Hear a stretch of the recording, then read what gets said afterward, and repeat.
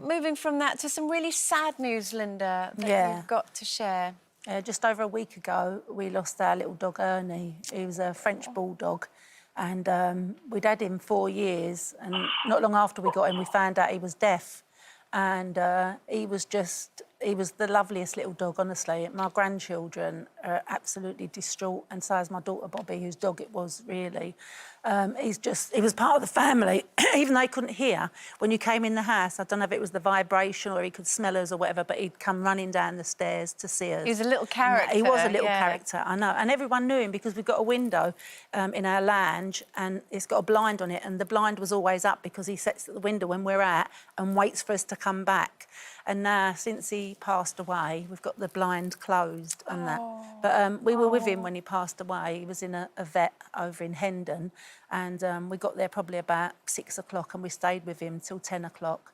He had a spinal injury, and we don't know how it happened, but apparently it's quite common in French Bulldogs and sausage dogs, and he was just laying on the floor, and he had one of those, you know, the cones round his head, and he couldn't move. He was just like looking at us and licking our faces, and we were giving him a little syringe with water in and that.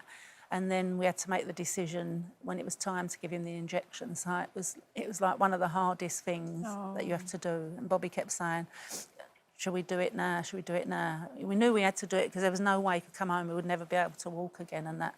But it was one of the toughest decisions, saying, like, do it now. And we were all round him, and he could see all our faces and that, and he got really excited when he see us. And we didn't go before that because we knew it'd upset him if we went home and didn't bring him home. So we waited until we got the phone call saying, you better come now to see him. So we were all there, and he was just, like, licking our faces, and then they gave him the injection, and it's really quick. It took about 2 minutes for him to go.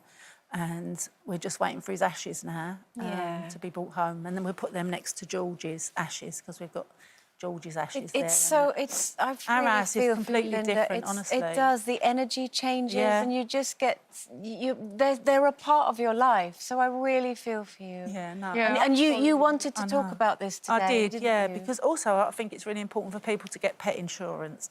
Because he was 4 years old, we'd let our insurance go a while ago. You just think he's 4, he's only a puppy, you know, like he's still young and that. And luckily we had the money. I mean, we would have sold our house if we could have saved him, you know, like anything. But there was nothing we could do.